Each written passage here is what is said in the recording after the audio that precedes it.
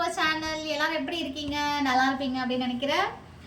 இன்னைக்கு நம்ம Sunday vlog பார்க்க போறோம். சண்டே ஸ்பெஷல் என்ன அப்படின்னு பார்த்தீங்கன்னா இன்னைக்கு நம்ம fish biryani. Yes, fish biryani with fish fry. Fish biryani with fish fry பார்க்க போறோம். இதான் நம்ம வந்து செகண்ட் டைம் வந்து ஃபிஷ் பிரியாணி பண்றோம். ஆல்ரெடி ஒரு டைம் வந்து ஃபிஷ் பிரியாணி பண்ணியிருந்தோம், வேற லெவல் மாஸா இருந்தது. பட் அது வீடியோ எடுக்க முடியல. இந்த டைம் அதனால இப்போ எடுக்கிறோம். ஓகே, ஸோ ஃபர்ஸ்ட் டைம் என்னோட சேனலை பார்க்குறீங்க அப்படின்னா வீடியோ பாருங்க, சப்போர்ட் பண்ணுங்க, சப்ஸ்கிரைப் பண்ணுங்க, மறக்காம உங்க ஃப்ரெண்ட்ஸ் எல்லாருக்கும் ஷேர் பண்ணுங்க. இப்போ வாங்க வீடியோக்கு அப்படியே ரெட் ஹார்ட் போட்டுருங்க மறக்காம. ஓகே, இப்போ வாங்க வீடியோக்குள்ள போலாம்.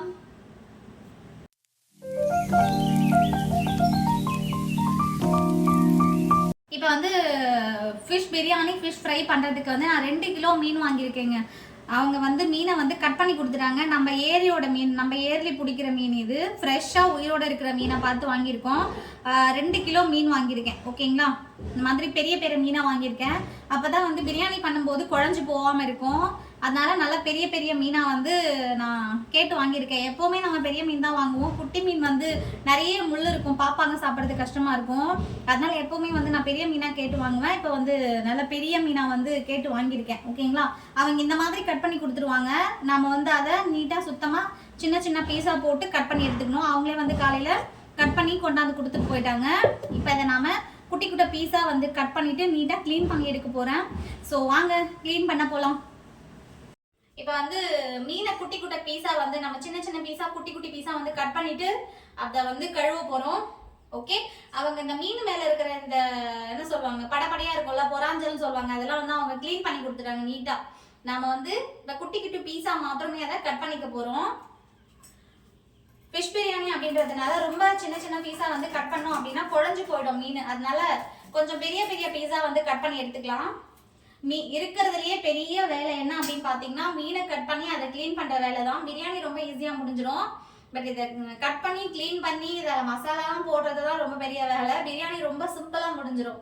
ஓகேங்களா, இது வந்து கொஞ்சம் டைம் எடுக்கும் கட் பண்ணி கிளீன் பண்றதுக்கு. நான் கட் பண்ணி கிளீன் பண்ணிட்டு வந்து அப்புறம் உங்களை பாக்குறேன். ஓகே, மீன் வந்து நல்லா சூப்பரா கழுவிட்டேன் பாருங்க. ஓகே, அதில் கொஞ்சம் பெரிய பெரிய பீஸாக தான் வந்து கட் பண்ணி க்ளீன் பண்ணியிருக்கேன்.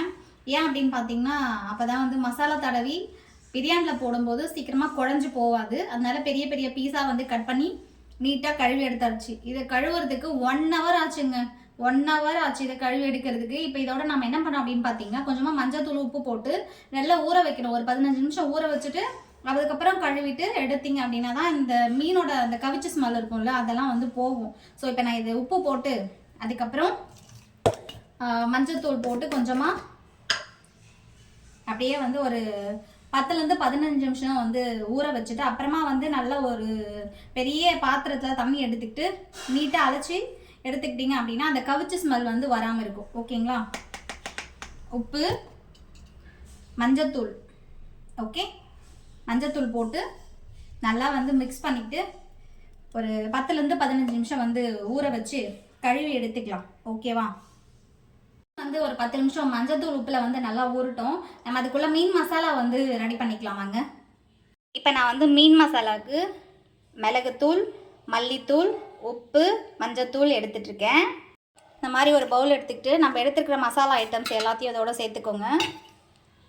இப்போ இதோட நாம் கொஞ்சமாக வந்து அரிசி மாவு சேர்த்துக்கலாம். ஏன் அப்படின்னா அப்போ தான் வந்து மீனில் வந்து நல்லா ஒட்டும். மீன் வந்து பொரிச்சு எடுக்கும்போது நல்லா வந்து பார்க்கறதுக்கு அழகாக இருக்கும், கிறிஸ்பியாக இருக்கும். ஓகேங்களா, ஸோ அதனால் அரிசி மாவு கொஞ்சமாக சேர்த்துக்கிட்டு இப்போ இதில் கொஞ்சமாக தண்ணி ஊற்றி மிக்ஸ் பண்ணி நல்ல ஒரு மீன் மசாலா தடவும் இல்லையா, அந்த பதத்துக்கு வந்து கொஞ்சம் கொஞ்சமாக தண்ணி ஊற்றி வந்து மிக்ஸ் பண்ணிக்கோங்க. ஓகேங்களா, கொஞ்சம் கொஞ்சமாக வந்து தண்ணி ஊற்றி மிக்ஸ் பண்ணுங்கள். அதிகமாக வந்து தண்ணி சேர்த்துட்டிங்க அப்படின்னா வந்து ரொம்ப லூஸ் ஆகிடும், மீனில் வந்து மசாலா ஒட்டாது. இந்த அளவுக்கு வந்து நாம் மசாலாவை ரெடி பண்ணியிருக்கோம். இப்போ இதில் நாம் அப்படியே எடுத்து வச்சு இருக்கிற மீன் எல்லாத்தையும் சேர்த்துக்கலாம்.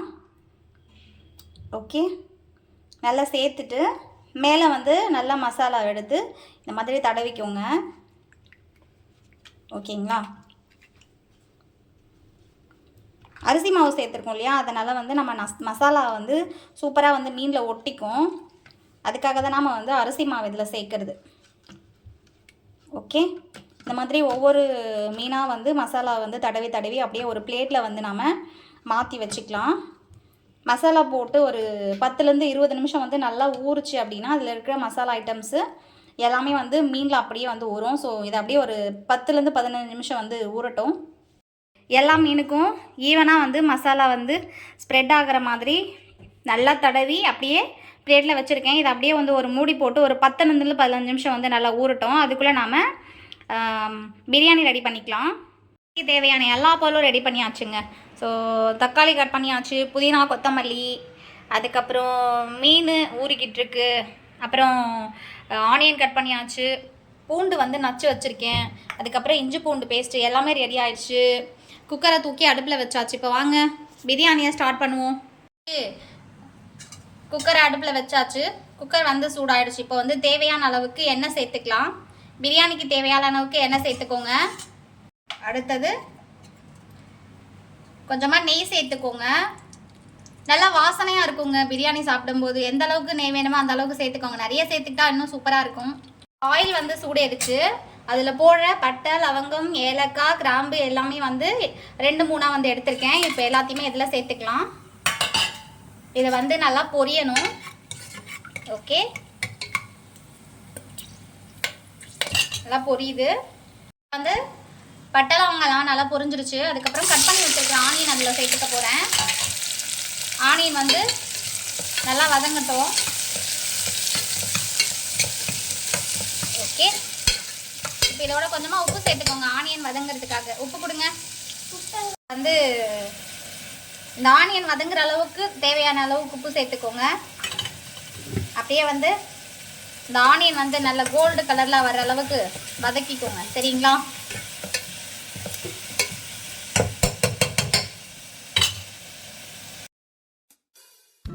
இப்போ ஆனியன் வந்து நல்லா வதங்கிடுச்சு.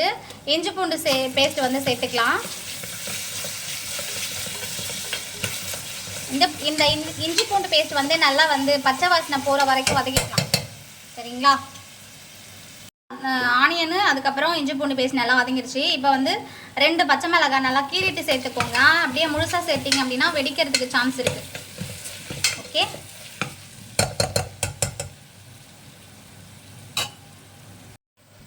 நான் நல்லா பழுத்திருக்கிற தக்காளியாக பார்த்து ஒரு 2 தக்காளி சேர்த்துக்கிறேன்.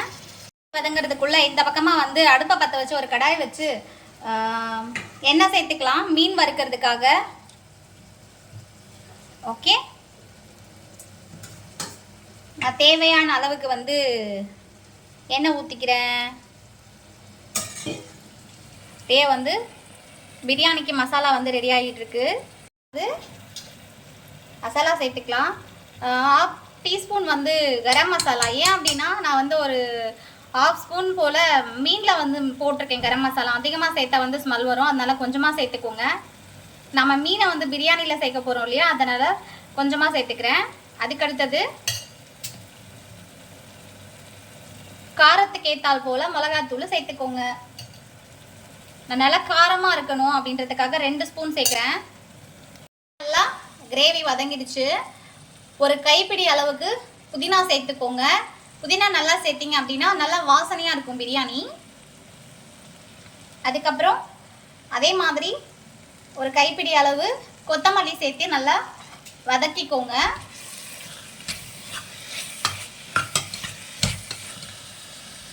இந்த மசாலா அப்படியே கொஞ்ச நேரம் வேகட்டும். இந்த பக்கம் அப்படியே கடாயில் எண்ணெய் வந்து சூடாயிடுச்சு. இப்போ நாம் மீனை வந்து பொரிச்சு எடுத்துக்கலாம்.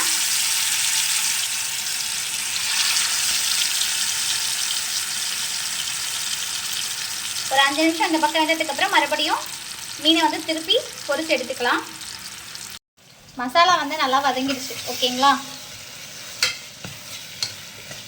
இப்போ வந்து தண்ணி சேர்த்துக்கலாம். நான் வந்து 1 கிளாஸ் அரிசி எடுத்திருக்கேன், அதனால் 2 கிளாஸ் தண்ணி சேர்த்துக்கலாம். 2 கிளாஸ் தண்ணி. ஓகே, தண்ணி வந்து அப்படியே நல்லா கொதிக்கட்டும். அப்படியே வந்து மூடி போட்டு தண்ணி கொதிக்கிற வரைக்கும் வெயிட் பண்ணலாம். இந்த பக்கம் பார்த்தீங்க அப்படின்னா மீன் வந்து வெந்துக்கிட்டு இருக்கு. வந்து மீன் பொரிஞ்சிருச்சு. இன்னொரு பக்கம் அப்படியே திருப்பி விட்டுக்கலாம். பார்த்தீங்களா, எப்படி இருக்குது மீன்? ஸோ நம்ம அரிசி மாவு சேர்த்துருக்கோம் அப்படின்றதுனால மீன் வந்து கடாயில் ஒட்டாமல் சூப்பராக வந்திருக்குங்க. பாருங்கள், பார்க்குறதுக்கு எவ்வளோ சூப்பராக இருக்குது இல்லையா? ஓகே, பிரியாணி தண்ணி கொதிக்குது. இன்னொரு பக்கம் வந்து மீன் வந்துட்டு இருக்கு. இப்போ அடுத்தது ரசம் தாளிச்சிக்கலாம். தக்காளி ரசம் செய்ய போகிறோம். ஒரு பாத்திரம் வச்சு அதில் எண்ணெய் சேர்த்து கொஞ்சமாக கடுகு சேர்த்துக்கோங்க. கடுகு பொரியிற வரைக்கும் வெயிட் பண்ணலாம். ரொம்ப நாள் ஆச்சு தக்காளி ரசம் செஞ்சு. கடுகு பொரிஞ்சிருச்சு. மிளகு சீரகம் தூறு பண்ணி வச்சுருக்கோம்ல, அதை சேர்த்துக்கோங்க. அப்படியே வந்து ஒரு 3 பச்சை மிளகா கீரி சேர்த்துக்கோங்க.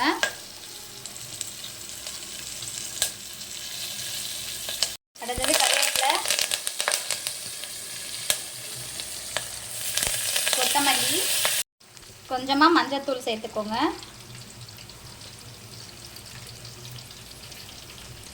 அப்புறம் நான் வந்து ஒரு 3 தக்காளி அளவுக்கு வந்து நல்லா பிசைஞ்சு வச்சுருக்கேன். அதை வந்து இதில் சேர்த்துக்கலாம். ரசத்துக்கு தேவையான அளவுக்கு உப்பு சேர்த்துக்கலாம். நான் வந்து பூண்டு வந்து நசுக்கி வச்சுருக்கேன். அதை ரசம் இறக்கும் போது சேர்த்துக்கிட்டோம் அப்படின்னா நல்லா வாசனையாக இருக்கும். அதனால் வந்து ரசம் வந்து இறக்கும் போது பூண்டு சேர்த்துக்கலாம். இப்போ வந்து தண்ணி கொதிச்சுக்கிட்டு இருக்கு. ஓகேங்களா, பிரியாணிக்கு தண்ணி ரெடி ஆகிடுச்சு. அரிசி சேர்த்துக்கலாம்.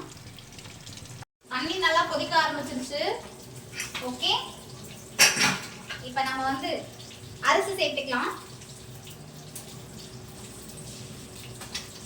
ஒரு பக்கம் மீன் வந்துட்டு இருக்கு, ஒரு பக்கம் ரசம் வச்சிருக்கேன், இன்னொரு பக்கம் வந்து ஒயிட் ரைஸ் வைக்க போறேன்.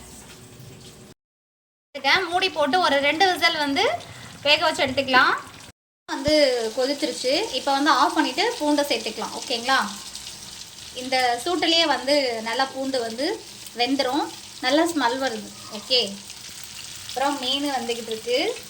இந்த பக்கம் வந்து பிரியாணி தம்மு போட்டிருக்கேன். இன்னும் வந்து விசில் வரப்போகுது. மீன் வந்து சூப்பராக ரெடி ஆயிடுச்சு. பார்த்தீங்களா, நல்லா அப்படியே சூப்பராக வறுத்து எடுத்தாச்சு. குட்டி பீஸ் அது கீழே ஒளிஞ்சிக்கிட்டு பார்த்துக்கிட்டு இருக்கு. சூப்பராக வந்து மீன் வறுத்துட்டோம். ஓகே, ஆமாம் ஆமாம், இதெல்லாம் வறுத்தது நாங்கள். ஆமாம், இவங்க தான் எனக்கு ரொம்ப ஹெல்ப் பண்ணாங்க. ஹெல்ப் பண்ணுற ஹெல்ப் பண்ணுறேன் அப்படிங்கிற பேரில் வந்து டார்ச்சர் பண்ணிட்டாங்க. உப்பு இருக்கான்னு செக் பண்ணி பார்க்கட்டும். உப்பு யாருன்னு போடுறாங்களா? உப்பு யாரும் போட மாட்டாங்க மீனில். உப்பு இருக்கான்னு செக் பண்ணி சொல்கிறீங்க? உப்பு இல்லாமல் எப்படி மீன் சமைக்க முடியும்? ஓகே, ஓகேவா? இப்போ நீங்கள் சாப்பிட்டு பாருங்க. நான் சாப்பிட்டு பார்த்தேன். சூப்பரா இருக்குங்க. எப்போ இந்த மாதிரி டேஸ்டே பண்ணது இல்லை, இப்போதான் ஃபர்ஸ்ட் டைம். அடி பாவி. ஃபிஷ் பிரியாணி ரெடி ஆயிடுச்சு. 2 விசில் வந்து பிரியாணி வந்துருச்சு. மூடியை ஓப்பன் பண்ணி பார்க்கலாமா? Wow, super. பிரியாணி சூப்பராக ரெடி ஆயிடுச்சு. பார்த்தீங்களா? ஓகே, ஃபிஷ்ஷும் நல்லா வெந்திருக்கு. பாருங்கள், ரைஸும் வந்து சூப்பராக நல்லா பொல பொலன்னு வந்திருக்கு. வெந்திருக்கு. ஓகேங்களா, இப்போ வாங்க சாப்பிடலாம். பிரியாணி சாப்பிடலாம். ஃபிஷ் பிரியாணி வேறு லெவல் மாசா ரெடி ஆகிடுச்சு. ஓகேங்களா, வந்து ஃபிஷ் பிரியாணி ரெடி ஆகிடுச்சு.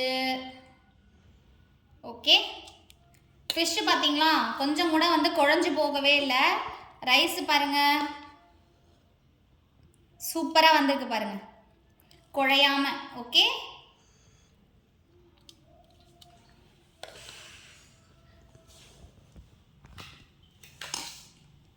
நம்மளோட ஃபிஷ் பிரியாணி ரெடி ஆகிடுச்சு. வாங்க சாப்பிடலாம். என்னெல்லாம் சமைச்சிருக்கோம் அப்படின்னு பார்த்தீங்கன்னா, ஃபிஷ் ஃப்ரை பண்ணியிருக்கோம், fish biryani, raita, white rice, அதுக்கப்புறம் ரசம். ஓகேங்களா, வாங்க சாப்பிட ஸ்டார்ட் பண்ணலாம். ஸோ நம்ம வீட்டில் சண்டே ஸ்பெஷல் மாஸாக போயிட்டுருக்கு. பிரியாணி எப்படி இருக்குது? உண்மையிலேயே சீரியஸாக சொல்கிறேன், ஃபிஷ் பிரியாணி வேறு லெவல் தரமாக இருக்குது. செம்ம ஸ்மெல்லுங்க, என்ன அப்படியே பசி தூண்டிக்கிட்டு இருக்கு இப்போ சாப்பிட்றதுக்கு. பாப்பாங்களுக்கு வந்து போட்டு கொடுத்தாச்சு. ஃபிஷ் பிரியாணி, ரைத்தா, அதுக்கப்புறம் ஃபிஷ் ஃப்ரை. ஸோ எல்லாமே வந்து ரெடி ஆகிடுச்சு. நாங்கள் சாப்பிட்டுட்டு இருக்கோம். நீங்களும் கூட வாங்க சாப்பிடலாம். உங்கள் ஃபேமிலியோட சண்டேவை என்ஜாய் பண்ணுங்கள்.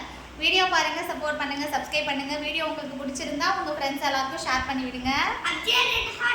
அப்படியே ஒரு ரெட் ஹார்ட் கமெண்ட்ல ரெட் ஹார்ட் கொடுத்துருங்க.